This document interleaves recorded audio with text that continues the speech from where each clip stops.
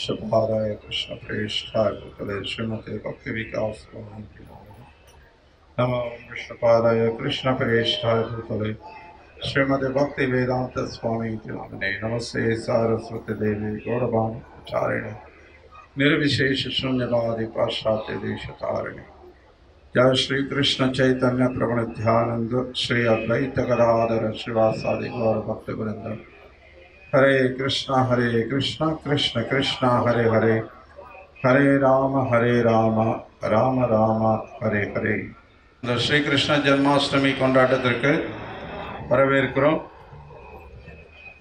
இப்போ பகவான் கிருஷ்ணருடைய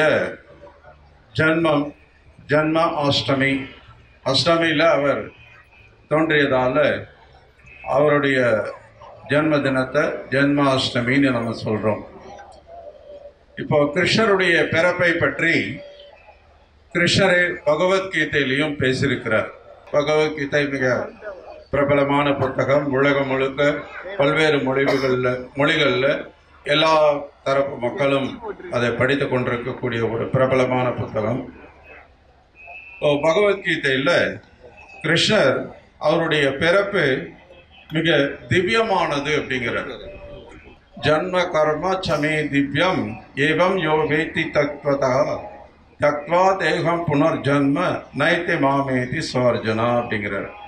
இதுக்கு அர்த்தம் என்னன்னா, எனது தோற்றமும் செயல்களும் திவ்யமானவை என்பதை எவனொருவன் அறிகின்றானோ அவன் இந்த உடலை விட்ட பின் மீண்டும் இப்பௌதிக உலகில் பிறவி எடுப்பதில்லை.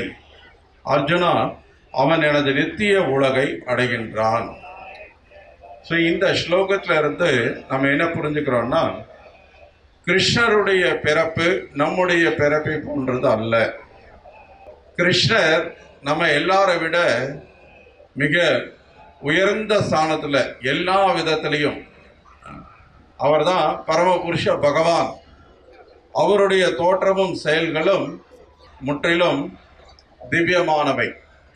திவ்யமானவை அப்படின்றது என்னென்ன நம்ம பகவத்கீதையிலிருந்து தெரிஞ்சுக்க முயற்சிக்கலாம். இதே பகவத்கீதையில் 4வது அத்தியாயத்தில் கிருஷ்ணன் சொல்றார், 6வது ஸ்லோகத்தில் அஜோபிசன் அவ்யய ஆத்மா பூதானாம் ஈஸ்வரோபிசன் பிரகிருதி ஸ்வாம் அதிஷ்டாய சம்பவாமி ஆத்ம மாயையா. நான் பிறப்பற்றவனாக இருந்தாலும், எனது திவ்யமான உடல் அழிவற்றதாக இருந்தாலும், உயிர்வாளிகள் அனைவருக்கும் நானே இறைவனாக இருந்தாலும், நான் எனது சுயமான திவ்ய உருவில் ஒவ்வொரு யுகத்திலும் தோன்றுகின்றேன். ஸோ இந்த ஸ்லோகத்திலையும் கிருஷ்ணர் இந்த அஜோபிசன் அவ்யய ஆத்மா அப்படின்னும் போது அவர் என்ன சொல்றாருன்னா, நான் பிறப்பற்றவனாக இருந்தாலும் அப்படிங்கிறார். என்னங்க, இதுக்கு முன்னாடி ஸ்லோகத்தில் ஜன்ம கர்ம சமி திவ்யம், என்னுடைய தோற்றமும் செயல்களும் திவ்யமானதுன்னு சொன்னார். இப்போ இந்த ஸ்லோகத்தில் பிறப்பற்றவன் சொல்றார். ஆனால் இங்கே அவருடைய பிறந்த நாளை தான் நம்ம எல்லாரும் கொண்டாடிட்டு இருக்கோம் அப்படின்னு நம்ம ஆச்சரியப்படலாம், அல்லது குழம்பி போகலாம், வியந்து பார்க்கலாம், ஏன் இப்படி இருக்கு அப்படின்னு. இப்போ கிருஷ்ணருடைய தோற்றமும் செயல்களும் திவ்யமானவை அப்படின்றத இந்த ஸ்லோகத்திலிருந்து நம்ம புரிஞ்சுக்கலாம். இந்த ஸ்லோகத்தில் கிருஷ்ணர் என்ன சொல்றார், நான் பிறப்பற்றவன் அப்படிங்கிறார். அப்போ இது முரண்பட்ட கருத்தா அப்படின்னா, இது முரண்பட்ட கருத்து அல்ல. எப்படின்னா, இப்போ நம்முடைய பிறப்பு நம்முடைய கர்ம வினைகளுக்கு பந்தப்பட்டு, நம்ம கர்ம வினைகளுக்கு கட்டுப்பட்டு இங்கே பிறக்க வேண்டியிருக்கு. நம்ம நிர்பந்திக்கப்படுறோம், நம்ம கட்டாயப்படுத்தப்படுறோம். நம்ம பிறக்கிறதுக்கு முன்னாடி நம்முடைய தாய் தந்தையர் யார் என்றது நம்ம தேர்ந்தெடுக்கலை. நம்ம எந்த ஊரில் பிறக்கணும்னு நம்ம தேர்ந்தெடுக்கலை. என்ன நிறத்தில் இருக்கணும், உயரமாக இருக்கணுமா, குள்ளமாக இருக்கணுமா, பணக்கார வீட்டில் பிறக்கணுமா, ஏழை வீட்டில் பிறக்கணுமா, இது ஏதாவது நம்ம சாய்ஸில் நமக்கு கிடைச்சதா, நம்ம விரும்பி தேர்ந்தெடுத்தோமா?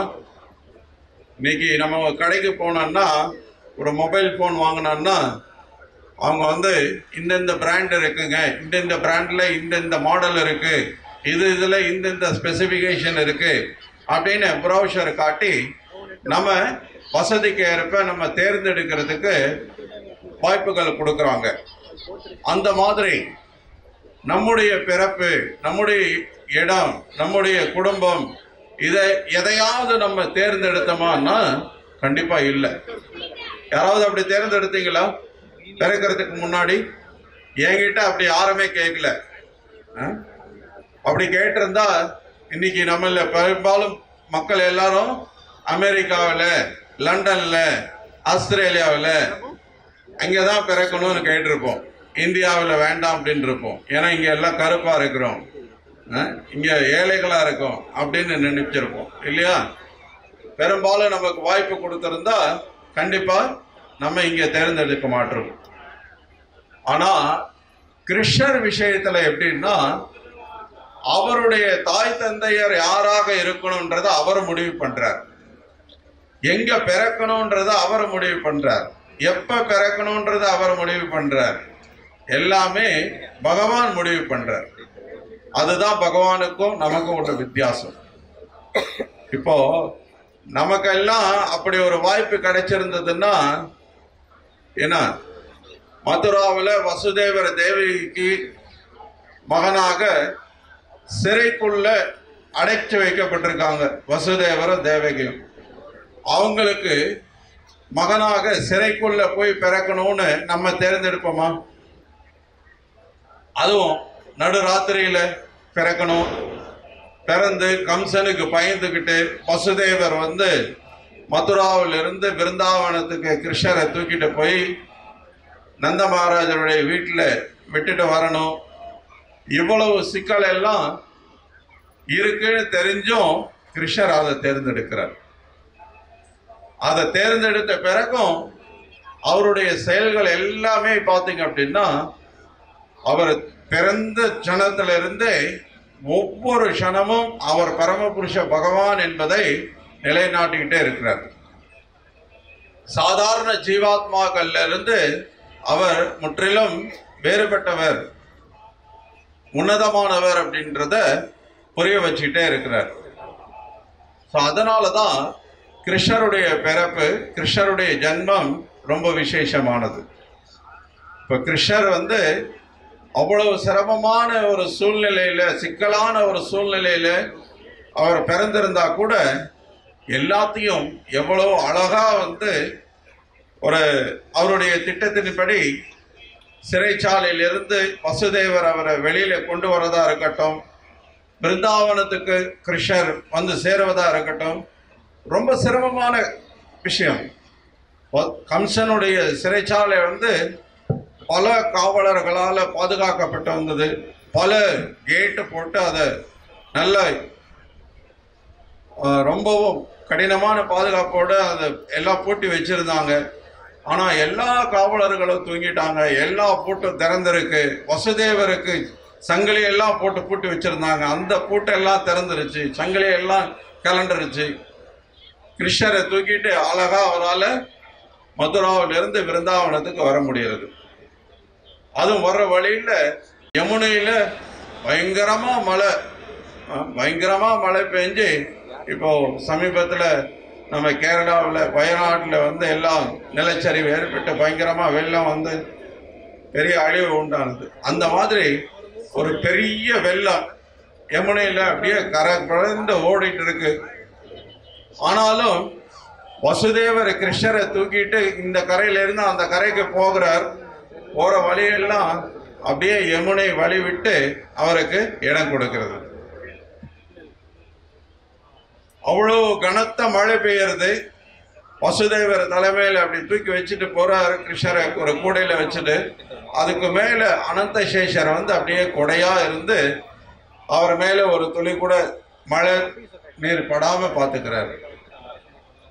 இப்படி பிறந்த குழந்தை தனக்கு தேவையான இவ்வளவு ஏற்பாடுகளையும் செய்து எங்கேயாவது பார்த்திருக்கமா? இல்லை.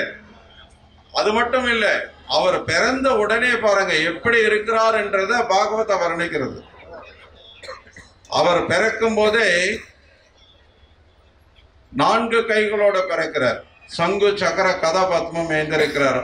4 கைகள்லயும் மஞ்சள் பட்டாடை உடுத்திருக்கிறார். பட்டு பீதாம்பரம் உடுத்திருக்கிறார். அழகான வைஜெயந்தி மாலை அணிஞ்சிருக்கிறார். கழுத்துல தலையில கிரீடம் இருக்கு. அழகான ஆபரணங்கள் அணிஞ்சிருக்கிறார். எந்த குழந்தையாவது எங்கேயாவது இப்படி பிறந்து நீங்க பார்த்திருக்கீங்களா? உங்களுக்கு பிறந்த குழந்தையோ அல்லது நீங்களோ பிறக்கும் போது யாராவது இப்படி இருந்திருக்கீங்களா? இல்லை. யாருமே இந்த உலகத்துல யாருமே அப்படி நாம பார்த்திருக்க முடியாது. ஆனா கிருஷ்ணர் பிறக்கும் போதே அப்படிதான் தோன்றினார். அது மட்டும் இல்லை, 4 கைகளோட தோன்றின கிருஷ்ணரை வசுதேவருக்கு பயந்துவிட்டு தேவிக்கு பிரார்த்தனை பண்ணி கேட்கிறாங்க, தயவு செய்து ஒரு சாதாரண குழந்தைய போல 2 கை குழந்தையா மாறிடு அப்படின்னு கேட்கும்போது உடனே 2 கையை மறைச்சிட்டு 2 கையோட இருக்கிறார், சாதாரண குழந்தை போல. இப்படி கிருஷ்ணருடைய தோற்றம் அவர் பிறந்த அந்த க்ஷணத்திலிருந்தே அவருடைய ஒவ்வொரு செயல்களும் பார்த்தீங்க அப்படின்னா ரொம்ப திவ்யமானதா இருக்கு, ரொம்ப அசாதாரணமான செயல்களாக இருக்கு. ஸோ அதனால தான் கிருஷ்ணர் இந்த ஸ்லோகத்தில் சொல்றார், நான் பெறப்பட்டவன். ஏன்னா அவர் நம்மளை போல நிர்பந்திக்கப்பட்டு கட்டாயப்படுத்தப்பட்டு ஒரு பௌதிகமான சரீரத்தை ஏற்றுக்கொண்டவர் அல்ல. இப்போ நம்முடைய சரீரம் நிலம், நீர், நெருப்பு, காற்று, ஆகாயம் என்ற இந்த 5 பூதங்களால் ஆன ஒரு சரீரம். இது பௌத்திகமான சரீரம், இது அழியக்கூடிய சரீரம், இது நிரந்தரமானது கிடையாது. ஆனால் கிருஷ்ணருடைய ரூபம் திவ்யமான ரூபம், சச்சிதானந்த ரூபம். சத் சித் ஆனந்தம். சத் அப்படின்னா நிரந்தரம், சித் அப்படின்னா அறிவுபூர்வமான ஆனந்தமயமான ரூபம் கிருஷ்ணருடைய ரூபம். அதனால கிருஷ்ணர் இங்க சொல்றார், நான் பெறப்பட்டவன். ஏன்னா அவருடைய பிறப்பு அவருடைய விருப்பத்தின் பேரில் நடக்கிறது. கிருஷ்ணர் பகவத்கீதையில இன்னொரு ஸ்லோகத்தை சொல்றார், நானும் நீயும் பற்பல பிறவிகளை கடந்துள்ளோம், என்னால் அவை எல்லாவற்றையும் நினைவு கொள்ள முடியும், ஆனால் எதிரிகளை தவிக்க செய்பவனே அது உன்னால் முடியாது. அர்ஜுனன் சொல்றார் கிருஷ்ணர்.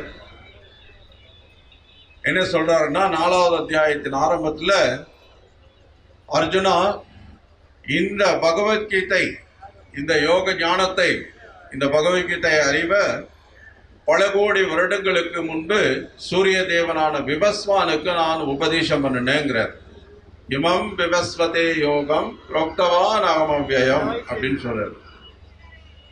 அப்போ அர்ஜுனனுக்கு ஒரு கேள்வி எழுது, கிருஷ்ணா, நீங்களும் நானும் சம வயதுடையவர்கள், ஒத்த வயதுடையவங்க. சிறு வயதிலிருந்து நம்ம நண்பர்களா பழகி இருக்கோம். ஏ கிருஷ்ணா, யாதவா அப்படின்னு சொல்லி உன்னை தோல் மேலே கை போட்டு அழைச்சிருக்கு, உன் கூட விளையாண்டுருக்கேன். 2 பேரும் ஒன்றா உட்காந்து சாப்பிட்ருக்கோம். 2 பேரும் ஒரே வயதுடையவர்கள். அப்படி இருக்கும்போது பல கோடி வருஷத்துக்கு முன்னாடி சூரிய தேவனான விபஸ்வானுக்கு இதே பகவத்கீதை உபதேசம் பண்ணனேன்னு நீங்க சொல்றீங்களே, அது எப்படி? இதை எப்படி நான் புரிஞ்சுக்கிறதுன்னு அர்ஜுன கேட்க, கிருஷ்ணர் இந்த ஸ்லோகத்தை சொல்றார். என்ன சொல்றார்? நீயும் நானும் பற்பல பிறவிகளை கடந்துள்ளோம், என்னால் அவை எல்லாவற்றையும் நினைவு கொள்ள முடியும். மறுபடியும் இங்க பகவான் என்ன வித்தியாசம் என்னன்றதை நமக்கு காட்டுறார். பகவானுக்கும் நமக்கும் உள்ள வித்தியாசம் என்னன்றதை காட்டுறார். ஜீவாத்மாவான நம்ம எல்லாரும் அதை மறந்துடுறோம், அர்ஜுனன் உட்பட. அர்ஜுனன் நித்திய சித்தா, பகவானுடைய நித்தியமான உறவில் எப்பவும் பகவான் கூடவே இருக்கக்கூடியவன், பகவானுடைய நித்திய சேவகன். அப்படி நித்திய சித்தா பகவான் கூடவே இருக்கக்கூடிய அர்ஜுனன் கூட ஒவ்வொரு பிறப்பிலையும் முந்தைய பிறப்பில என்ன நடந்ததுன்றத மறந்துடுறான். ஆனா கிருஷ்ணர் எல்லாத்தையும் ஞாபகம் வச்சிருக்கிறார். கிருஷ்ணர் எதையுமே மறக்கிறது கிடையாது. ஸோ அதனாலதான் அவர் பிறப்பு திவ்யமானது. இப்போ மறுபடியும் இங்கே பிரபாதர் அந்த சூரியனுடைய உதாரணத்தை கொண்டு விளக்குறார். கிருஷ்ணரின் பிறப்பு, அவரது தோற்றம், மறைவு ஆகியவை சூரியனின் தோற்றம் மறைவுக்கு ஒப்பிடப்படுகின்றன. காலையில் சூரியன் கிழக்கில் இருந்து உதிப்பது போல் தோன்றுகிறது, ஆனால் உண்மையில் அது இல்லை. சூரியன் உதிப்பதும் இல்லை, மறைவதும் இல்லை, அது அதன் நிலையில் உள்ளது. அனைத்து எழுச்சிகளும் அமைப்புகளும் பூமியின் சுழற்சியின் காரணமாகும். இதேபோல் வேத இலக்கியங்களில் ஸ்ரீகிருஷ்ணரின் தோற்றம் மறைவு குறித்து அட்டவணைகள் உள்ளன. கிருஷ்ணரின் உதயம் சூரியனை போன்றது. சூரியன் உதிப்பதும் மறைவதும் ஒவ்வொரு கணமும் நடந்து கொண்டே இருக்கிறது. மக்கள் சூரிய உதயம் மற்றும் சூரிய அஸ்தமனத்தை பார்க்கிறார்கள். ஒரு கட்டத்தில் கிருஷ்ணர் பிறந்தார், மற்றொரு கட்டத்தில் அவர் மறைந்தார் என்பதை அவர் எப்பொழுதும் எங்காவது இருக்கிறார். ஆனால் அவர் வந்து செல்வது போல் தோன்றுகிறது. கிருஷ்ணர் பல பிரபஞ்சங்களில் தோன்றி மறைகிறார். இந்த ஒரு பிரபஞ்சத்தின் அனுபவம் மட்டுமே நமக்கு உள்ளது. ஆனால் வேத இலக்கியங்களிலிருந்து இந்த பிரபஞ்சம் பரமபுருஷரின் எல்லையற்ற வெளிப்பாடுகளின் ஒரு பகுதி என்பதை நாம் புரிந்து கொள்ள முடியும். இங்கே கருத்து என்ன அப்படின்னா, இந்த சூரியன் அஸ்தமாகிறதும் மறைகிறதும் நம்முடைய பார்வைக்கு மட்டும்தானே ஒழிய உண்மையிலேயே சூரியன் எல்லா சமயத்திலும் அதனுடைய ஸ்தானத்தில் இருந்துகிட்டே இருக்கு. அதுபோல பகவான் பிறப்பதும் மறைவதும் நம்முடைய பார்வைக்கு மட்டும்தானே ஒழிய பகவான் எப்பவும் அவருடைய நித்தியமான ஸ்தானத்தில் இருந்துகிட்டே இருக்கிறார். பகவானுடைய இந்த தோற்றம், இந்த லீலைகள் எல்லாமே நித்தியமானவை அப்படின்னு சொல்லப்படுது. இப்போ நீங்க விமானத்துல மேற்கு திசையை நோக்கி பயணம் பண்ணினீங்க அப்படின்னா இப்ப இங்கிருந்து நீங்க ஒரு 4 மணி நேரம் பயணம் செய்து நீங்க மலேசியாவுக்கு அல்லது சிங்கப்பூருக்கு போனீங்க அப்படின்னா அங்க இருக்கிற நேரத்துக்கும் இங்க இருக்கிற நேரத்துக்கும் 1.5 மணி நேரம் வித்தியாசம் இருக்கும். இப்ப சப்போஸ் இங்க நீங்க 12 மணிக்கு விமானத்துல பயணத்தை தொடங்குறீங்க அப்படின்னா நீங்க அங்க வரும்போது 4 மணி இருக்கணும். 4 மணி நேர பயணம் அப்படின்னா இல்லையா? ஆனா அங்க 4 மணி இருக்காது, அங்க 2.5 மணி தான் இருக்கும். 1.5 மணி நேரம் குறைவா இருக்கும். இந்த மாதிரி இந்த நேரம் ஒரு நாட்டுக்கும் இன்னொரு நாட்டுக்கும் வித்தியாசப்பட்டுட்டே இருக்கு. இப்ப அமெரிக்காவில் பார்த்தீங்கன்னா இப்போ நண்பகல் 12 மணின்னா அங்க நள்ளிரவு 12 மணி. ஸோ அந்த மாதிரி இப்போ உலகத்துல எங்கேயாவது ஒரு பகுதியில பார்த்தீங்கன்னா எந்த நேரமும் சூரியன் உதயமாகிட்டே இருக்கு. ஏதோ ஒரு பகுதியில இங்க நமக்கு 6 மணி அப்படின்னா எல்லா உலகம் முழுக்க எல்லா நாடுகள்லயும் அதே மாதிரி 6 மணி கிடையாது, வெவ்வேறு நேரம் இருக்கு. அதே மாதிரி தான் இப்போ இந்த சூரிய உதயம் அப்படின்றதும் உலகத்துல ஏதாவது ஒரு பகுதியில இப்பவும் உதயம் ஆகிட்டு இருக்கு, இப்பவும் ஒரு பகுதியில அஸ்தமனம் ஆகிட்டு இருக்கு.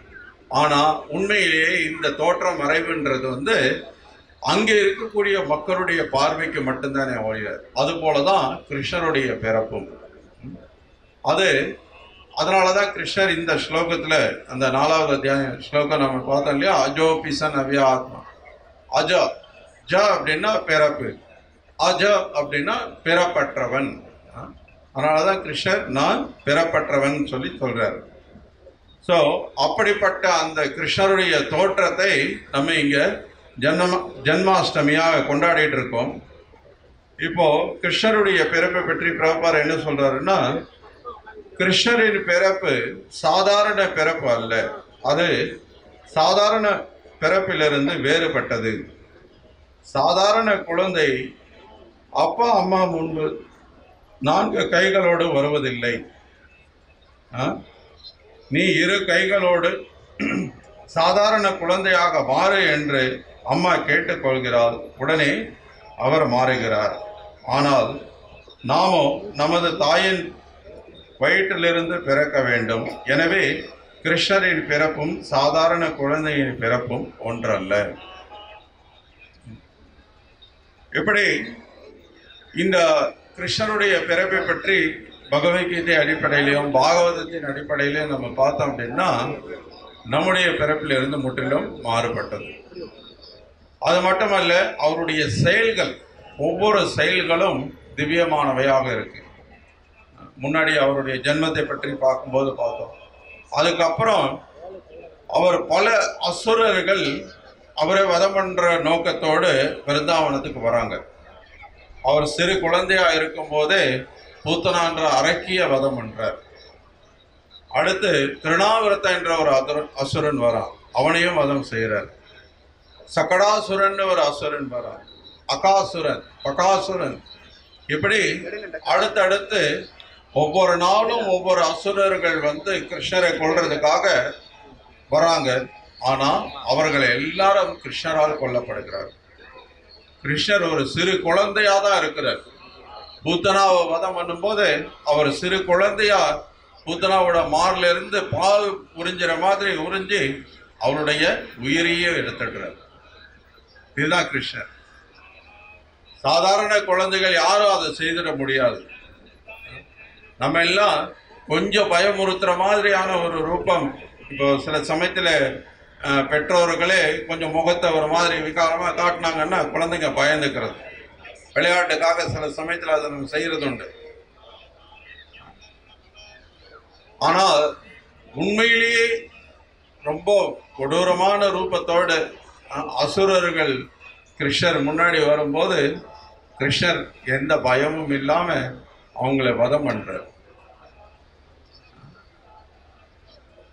ஸோ அது மட்டுமல்ல, கிருஷ்ணர் ஒரு 6 வயது சிறுவனாக இருக்கும்போது பிருந்தாவனத்தில் மிகப்பெரிய ஒரு அழிவு உண்டாகிறது. இந்திரன் வந்து ரொம்ப கிருஷ்ணர் மேலே கோபப்பட்டு பிருந்தாவனத்தையும் அழிச்சிடணும்னு சொல்லி என்ன பண்ணுறான், ரொம்ப பயங்கரமான மழை பெய்யுறது. இந்திரன் வந்து தன்னுடைய பலம் என்ன, நான் எவ்வளோ சக்தி வாய்ந்தவன்றத கிருஷ்ணர் முன்னாடி காட்டணும்னு விருப்பப்பட்டான். ஆனால் கிருஷ்ணர் இந்திரன் என் முன்னாடி ஒன்றுமே கிடையாது அப்படின்றத திருப்பி அவனுக்கு பதிலாக செய்தார். என்ன பண்ணினார் அப்படின்னா, அந்த கோவர்தன மலையை வந்து தூக்கி கொடை மாதிரி அப்படியே பிடிச்சிக்கிட்டார். ஒரு மலையை தூக்குறதுன்றது சாதாரண விஷயம் கிடையாது. இங்க இருக்கிற ஒரு ஸ்பீக்கரை தூக்கணும்னா கூட 2 பேர் தேவைப்படுறாங்க. ஒரு 100 கிலோ எடையை தூக்கணும்னா கூட இன்னைக்கு சாதாரணமா நம்மளால தூக்க முடியறதில்லை. ஆனா ஒரு பெரிய மலையே கிருஷ்ணர், அதுவும் இன்னைக்கு இந்த ரொம்ப பயங்கரமா பயிற்சி பண்ணி இந்த பளு தூக்கும் போட்டியிலெல்லாம் பங்கெடுத்துக்குவாங்க சிலர். அவங்க பார்த்தீங்கன்னா 250 கிலோ, 300 கிலோ, 350 கிலோன்னு எடை தூக்குவாங்க. ஆனால் அவங்க தூக்கிட்டு இப்படி ஒரு வினாடி அப்படி காட்டிட்டு ஃபோட்டோவுக்கு போஸ்ட் கொடுத்துட்டு கீழே டக்குன்னு போட்டுருவாங்க. அதுக்கு மேலே அதை வச்சிருக்க முடியாது அவங்களால. ஆனால் கிருஷ்ணர் அப்படி அல்ல. கோவர்தன மலையவே தூக்கி அந்த மலையை அப்படியே 7 நாள் அப்படியே வச்சிருக்கிறார். அதுவும் எப்படி தூக்குறார், தன்னுடைய இடது கை சுண்டு விரலால. நம்ம ஒரு கனமான பொருளை தூக்கணும்னா 2 கையும் வச்சு தான் தூக்குறோம் இல்லையா?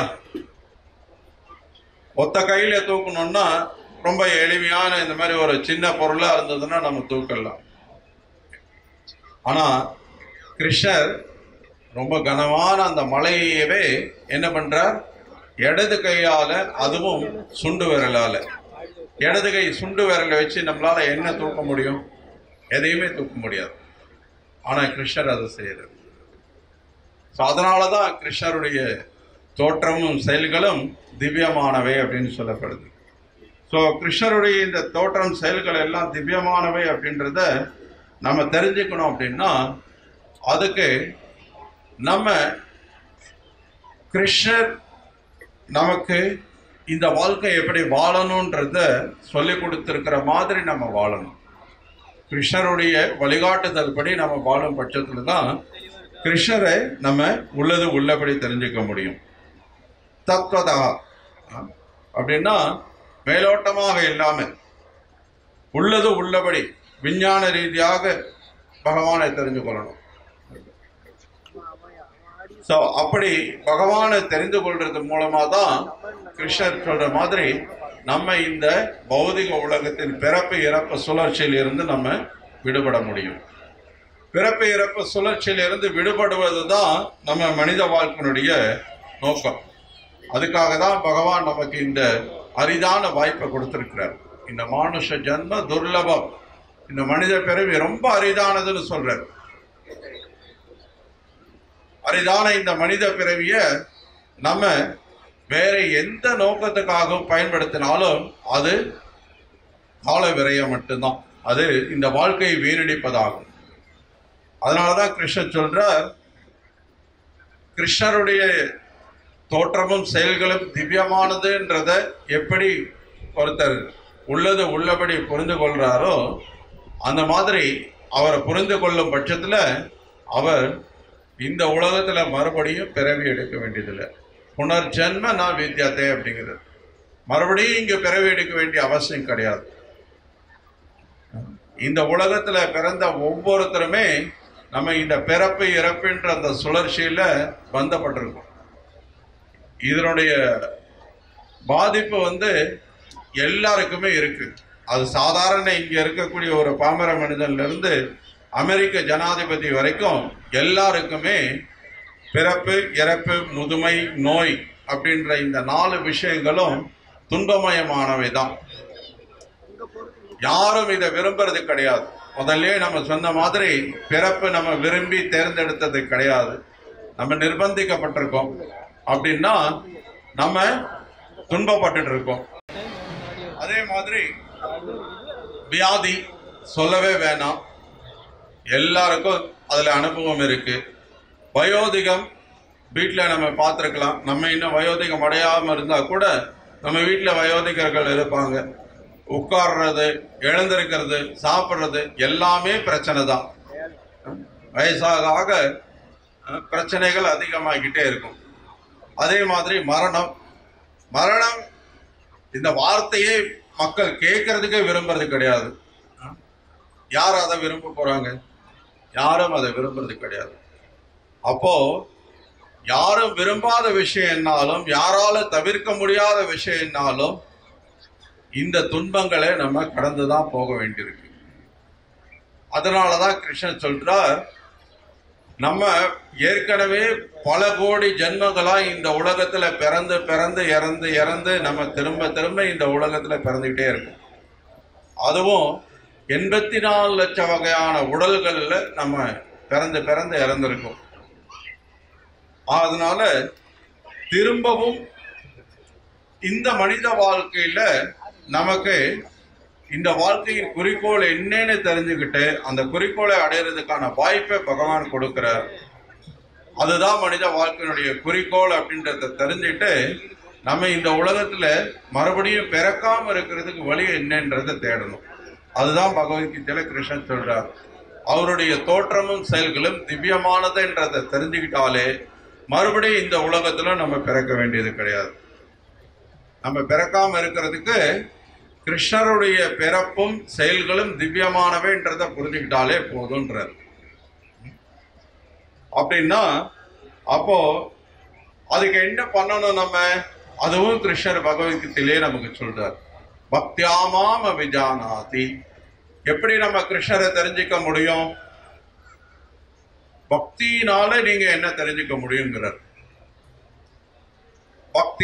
பக்தி அப்படின்னா, பக்தின்றது பகவான் கிருஷ்ணருடைய திருப்திக்காக செய்யக்கூடிய செயல். இப்ப நம்ம எல்லாரும் நம்முடைய திருப்திக்காக, நம்முடைய உறவினர்கள் திருப்திக்காக, நம்ம தாய் தந்தையர் திருப்திக்காக, நம்ம சகோதர சகோதரிகள் திருப்திக்காக, நம்ம ஜாதிகாரங்க திருப்திக்காக, நம்ம தேசத்து திருப்திக்காக நம்ம பலவிதமான செயல்களை செய்துட்டு இருக்கோம். ஆனால் நம்ம பகவானின் திருப்திக்காக எப்ப ஒரு செயலை செய்யறோமோ அப்பதான் உண்மையான திருப்தி நமக்கு கிடைக்கும். ஏன்னா அதுதான் நம்முடைய இயற்கையான நிலை. ஜீவரே சுரபகை கிருஷ்ணரே நித்யதாஸ். நித்தியமா நம்ம எல்லாரும் கிருஷ்ணருடைய சேவகன் என்பதுதான் நம்முடைய உண்மையான நிலை. அதுதான் நம்முடைய இயற்கையான நிலை. அந்த உண்மையான இயற்கையான நிலையிலிருந்து நம்ம செயல்படும் போது மட்டும்தான் நம்ம இந்த பிறப்பு இறப்பு துன்பத்திலிருந்து விடுபட முடியும். கிருஷ்ணர் திவ்யமானவர் என்பதை புரிந்து கொள்ள முடியும். அதனாலதான் கிருஷ்ணர் சொல்றார், பக்தியாமாம் அபிஜானாதி. பக்தியினால மட்டும்தான் கிருஷ்ணரை தெரிஞ்சு கொள்ள முடியுங்கிறார். ஸோ அப்போ அந்த பக்தி அப்படின்னா கிருஷ்ணருடைய திருப்திக்காக செயல்படுறது. அப்படி என்றால் கிருஷ்ணரை எப்படி திருப்திப்படுத்துறது, எப்படி கிருஷ்ணருடைய திருப்திக்காக நம்ம செயல்படுறது அப்படின்னா கிருஷ்ணருடைய உபதேசங்களை பின்பற்றணும். எப்ப நம்ம கிருஷ்ணருடைய உபதேசங்களை பின்பற்றணுமோ அப்ப கிருஷ்ணர் திருப்தி அடைகிறார். பகவத்கீதையில கிருஷ்ணர் சொல்றார், மன்மனா பவ மத் பக்தோ சர்வதர்மான் பரித்யஜ மாமேக்கம் சரணம் ரஜ. ஸோ இந்த மாதிரியான உபதேசங்களை எல்லாம் எப்ப நம்ம பின்பற்றுகிறோமோ அப்ப நம்ம கிருஷ்ணரை திருப்திப்படுத்த முடியும். ஏன்னா எது தர்மம் எது அதர்மம், எது நல்லது எது கெட்டது, எதை செய்யணும் எதை செய்யக்கூடாது, எல்லாமே கிருஷ்ணர் நமக்கு உபதேசம் பண்ணிருக்கிறார். தர்மம் து சாட்சாத் பகவத் பிரணீதம். எது நல்லது கெட்டதுன்றத பகவான் தான் தீர்மானிக்கிறார். எது தர்மம் எது அதர்மம்ன்றத பகவான் தான் தீர்மானிக்கிறார். அப்போ பகவான் எதை நம்ம செய்யணும்னு சொல்றாரோ அதை செய்யணும், எதை செய்யக்கூடாதுன்னு சொல்றாரோ அதை செய்யக்கூடாது. அப்பதான் நம்ம பகவானை தெரிஞ்சுக்க முடியும். அப்பதான் நம்ம இந்த உலகத்துல மறுபடியும் பிறக்காம இருக்க முடியும். மறுபடியும் பிறந்தோம் அப்படின்னா மறுபடியும் வயோதிகம், வியாதி, மரணம், மறுபடியும் பிறப்பு, இந்த சுழற்சி திரும்ப திரும்ப வந்துட்டே இருக்கு. புனரப்பி ஜனனம் புனரப்பி மரணம், திரும்ப திரும்ப பிறந்து இறந்துட்டே இருக்கு. ஸோ அதனால இப்போ பகவான் நமக்கு என்ன சொல்றாரு அப்படின்னா, நீங்க ஒரு நல்ல மனிதனா, ஒரு நல்ல சிறந்த தர்மாத்மாவாக வாழணும் அப்படின்னா அதுக்கு சில ஒழுங்குமுறை விதிகளை கடைபிடிக்கணும். எப்படி வேணா வாழ்ந்துட்டா அது வாழ்க்கை ஆயிடாது. எந்த கட்டுப்பாடுகளும் இல்லாம வாழ்றது இன்னைக்கு நவீன காலத்துல அதுதான் முன்னேற்றம்னு நினைக்கிறாங்க. மேற்கத்திய நாடுகள்ல எல்லாம் இன்னைக்கு இருக்கக்கூடிய ஒரு மிகப்பெரிய ஒரு அபிப்பிராயம் என்ன அப்படின்னா, யாரும் எனக்கு இது சரி இது தவறுன்னு சொல்ல வேண்டிய அவசியம் கிடையாது. எனக்கு எது சரி எது தவறுன்றது எனக்கு தெரியும். எனக்கு யாரும் எந்த அதிகாரியும் இருக்கக்கூடாது, எனக்கு யாரும் அறிவுரை சொல்லக்கூடாது அப்படின்ற மாதிரி இருக்காங்க. அந்த கருத்து இன்னைக்கு இந்தியாவிலையும் பெரிய அளவில் வளர்ந்துட்டு இருக்கு. ஆனா அது நடைமுறை வாழ்க்கையில ஒத்து வராது. ஏன்னா யாரும் எனக்கு அதிகாரம் இல்லை, யாரும் எனக்கு அறிவுரை செல்ல தேவையில்லை அப்படின்ற அந்த கருத்து கூட வேற யாரோ சொல்றதை கேட்டுதான் நீங்க பின்பற்றுறீங்க. அதுக்கு பதிலா பகவான் என்ன சொல்றார், பகவான் நம்ம வாழ்க்கைக்கு எப்படி வழிகாட்டுறார் என்றதை தெரிஞ்சுட்டு ஹரே கிருஷ்ணா மன்னிக்கணும், ஹரே கிருஷ்ணா ஹரே கிருஷ்ணா ஹரே கிருஷ்ணா. எல்லாரும் பகவத் கதா கேட்டுட்டு இருக்காங்க. சாரி, ஏன்னா உங்களுக்கு அப்படி பேசணும்னா தாராளமா வெளியில போய் பேசுங்க.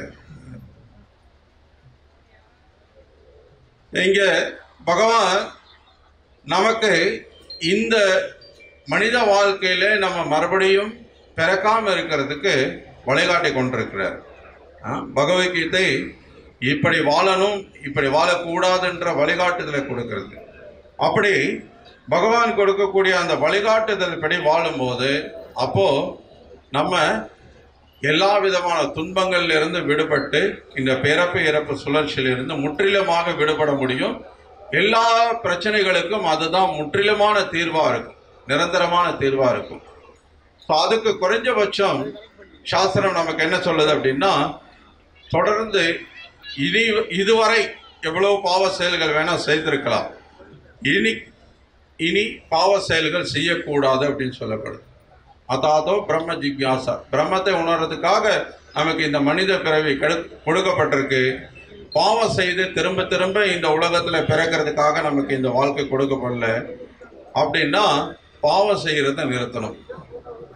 குறைஞ்சபட்சம் மாமிசம் சாப்பிட்றது, சூதாட்டம், போதை பழக்கம், தகாத பாலுறவு, இந்த மாதிரியான பாவ செயல்கள் நம்மளை இந்த உலகத்தில் மேலும் மேலும் துன்பப்படுத்தக்கூடியவை. இந்த செயல்கள் எதுவுமே நம்முடைய மனசுக்கும் நம்முடைய உடலுக்கும் நம்முடைய எதிர்கால வாழ்க்கைக்கு எதுக்குமே நன்மையை தரக்கூடியது கிடையாது. இது எல்லாமே துன்பகரமானவை. காரணம் என்ன அப்படின்னா, இப்போ சூதாட்டம் அப்படின்னு எடுத்துக்கிட்டிங்கன்னா அது ஒரு அதர்ம செயல், சாஸ்திரத்தில் செய்யக்கூடாதுன்னு தடை செய்யப்பட்ட ஒரு செயல். இப்போ இந்த அதர்ம செயலை செய்யும் போது என்ன ஆகுறது அப்படின்னா, சத்தியம் அல்லது உண்மை அப்படின்ற ஒரு நல்ல குணம் நம்மகிட்ட இருந்து பறிக்கப்பட்டுடுது.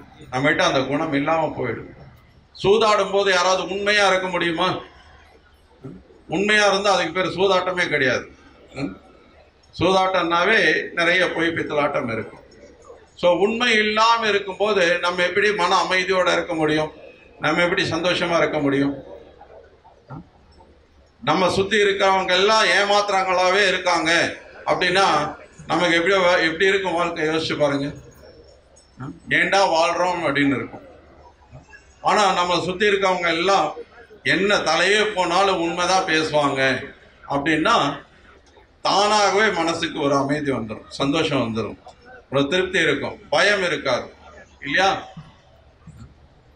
ஸோ அதனால இந்த உண்மை அப்படின்ற ஒரு நல்ல குணம், நல்ல தன்மை நம்மகிட்ட இருக்கணும் அப்படின்னா அப்போ சூதாட்டம் என்ற அந்த பாவ செயலை நம்ம செய்யக்கூடாது. அதே மாதிரி நம்ம இதயத்தில் இரக்கம் இருக்கணும், கருணை இருக்கணும், தயா அப்படின்ற அந்த நல்ல குணம் இருக்கணும் அப்படின்னா அப்போ மாமிசம் சாப்பிட்றத கைவிடணும். இப்போ ஒரு ஆடோ கோழியோ அதோட கழுத்தை அறுக்கும்போது ரொம்ப சந்தோஷமா சிரிச்சுக்கிட்டே என்ன ஆனந்தத்தில் குதிக்குதுன்னு நினைக்கிறீங்களா? உங்களை பல பேர் பார்த்துருப்பீங்க. ஒரு ஆடை அறுக்கும்போது, ஒரு கோழியை அறுக்கும்போது அது எவ்வளவு வேதனையில துடிக்கிறது. ஆனா நம்மளோட நாக்கோட திருப்திக்காக, அது வயிறு நிரப்புறதுக்காக மட்டுமே நம்ம என்ன பண்றோம்? இந்த மாமிசங்களை உண்ணும் போது நம்முடைய இதயத்தில் இரக்கம் என்ற அந்த உணர்வு இல்லாமல் போகுது. இரக்கம் இல்லாத ஒரு நிலை, தயா கருணை என்ற ஒரு குணம் இல்லாமல் போயிட்டு இருக்கு. இன்னைக்கு சாலையில ஒரு விபத்து ஏற்பட்டு 2 பேர் வேதனையில துடிச்சுடிச்சுட்டு இருக்காங்க. ஒருத்தர் செல்ஃபி வீடியோ எடுத்து அதை அவரோட இன்ஸ்டாகிராமில் போஸ்ட் பண்ணிட்டு இருக்கிறார். அவங்களுக்கு உதவி பண்றதை விட்டுட்டு, ஒரு ஆம்புலன்ஸ் கூப்பிட்டு அவங்களுக்கு உதவி பண்ணலாம் அப்படின்றத விட்டுட்டு இன்னைக்கு பல இடங்கள்ல அந்த மாதிரியான காட்சிகள் நடக்கிறத நம்ம பார்க்குறோம். 4 பேர் வேதனைப்படுறாங்க, கஷ்டப்படுறாங்கன்னா அதுக்கு முன் நம்ம ஏதாவது உதவி பண்ணலைன்னாலும் அட்லீஸ்ட் தொந்தரவு பண்ணாமல் இருக்கணுன்ற குணம் கூட இன்னைக்கு இல்லாமல் போயிட்டு இருக்கிறத நம்ம பார்க்குறோம். இது எல்லாத்துக்கும் காரணம் இன்னைக்கு மேற்கத்திய நாடுகளில் ஒரு 30 வருஷம் முன்னாடி இருந்த அந்த அசைவ உணவுக்கான அந்த தாக்கம் இன்னைக்கு இங்கே பெரிய அளவில் வளர்ந்துட்டு இருக்கு. இங்கே சேலத்திலே நீங்கள் பார்க்கலாம் எவ்வளவு அசைவ கடைகள், அசைவ உணவகங்கள். என்ன அவசியம் இருக்கு? அதை சாப்பிட்டு தான் வாழ்ந்தாகணுன்ற கட்டாயம் ஏதாவது இருக்கா? மனிதன் வாழ்க்கைக்கு தேவையான அத்தியாவசிய உணவு பகவான் பகவத்கீதையில் சொல்றார், பத்ரம் புஷ்பம் பலம் தோயம் யோமி பக்தியா பிரயச்சதி. தாவர உணவு, சைவ உணவு, தானியங்கள், பால், பழம், காய்கறிகள், பழங்கள், இப்படி சத்தான ஆரோக்கியமான சாத்விகமான எவ்வளவோ உணவு வகைகள் இருக்கு. குறிப்பா இந்தியாவில் எல்லா மாநிலங்கள்லயும் பார்த்தீங்கன்னா அவ்வளவு விதவிதமான பதார்த்தங்கள் இருக்கு. அது எல்லாத்தையும் விட்டுட்டு ஒரு இறந்து போன ஒரு மிருகத்தை வயிற்றுக்குள்ள போட்டு ஒரு சுடுகாடு மாதிரி வச்சுக்கிறது நாகரிகம்னு இன்னைக்கு நினைச்சிட்டு இருக்காங்க. அதுதானே, நீங்க இறந்து போன ஒரு உடலை எங்க போட்டு வைப்பீங்க? சுடுகாடுல தான் போட்டு வைப்பீங்க. ஸோ ஏன் இவ்வளவு கடினமான வார்த்தையை நம்ம பயன்படுத்துறோம் அப்படின்னா உண்மை அதுதான். மக்கள் இன்னைக்கு இரக்கம் அப்படின்ற ஒரு குணம் இருந்தது அப்படின்னா கண்டிப்பா இதை செய்ய மாட்டாங்க.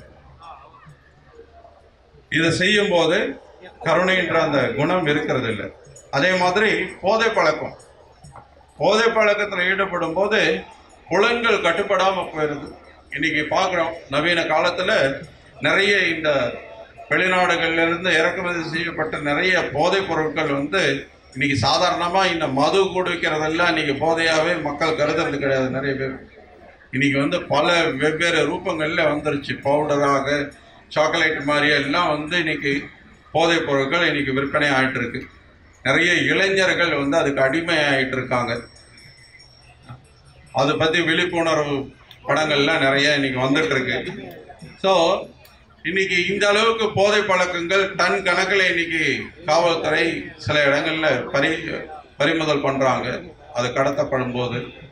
ஸோ இந்த அளவுக்கு போதை பழக்கம் இன்னைக்கு மக்கள் மத்தியில் அதிகமாயிட்டு இருக்கும்போது என்ன ஆகுறது, தவம் புலன் கட்டுப்பாடு அப்படின்றது சுத்தமா இல்லாம போயிடுது.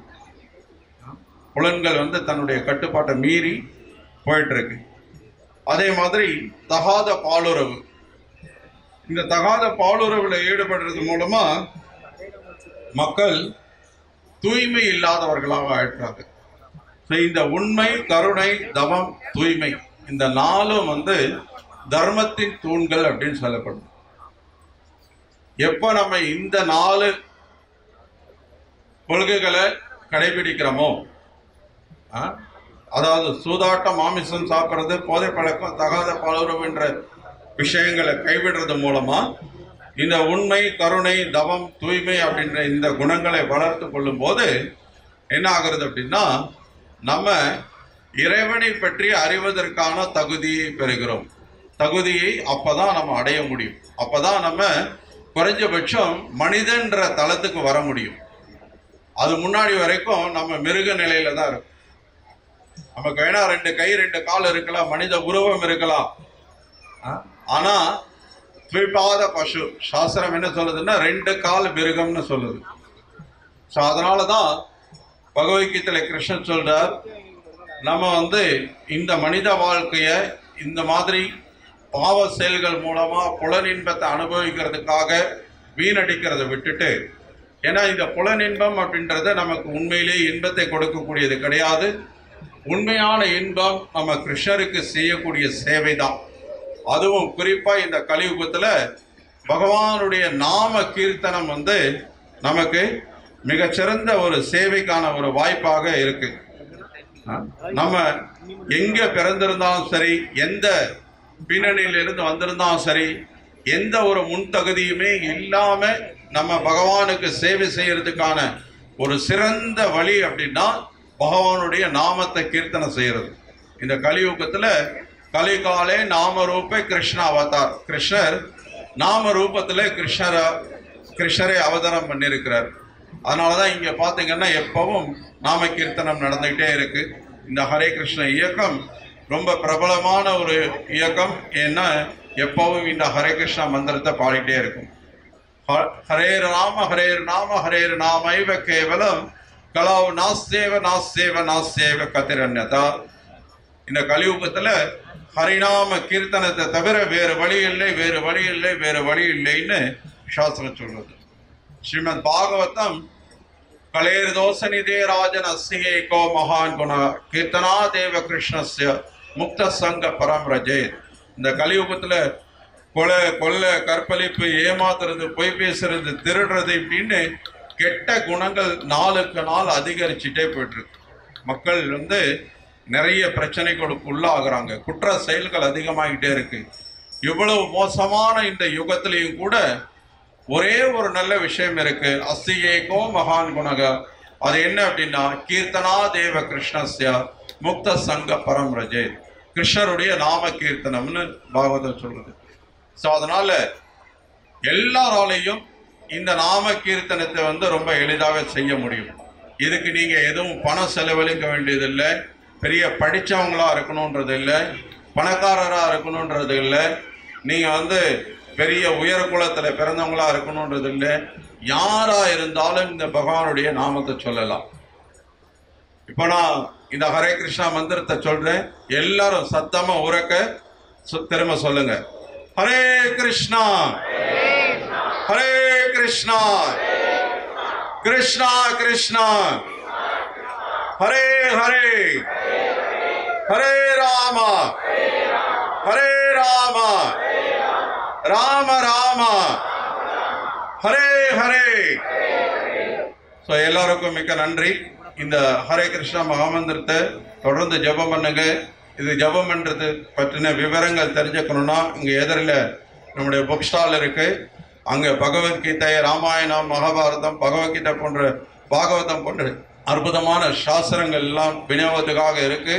வேறு நிறைய சின்ன சின்ன புத்தகங்களும் அங்கே விநியோகத்துக்காக இருக்கு.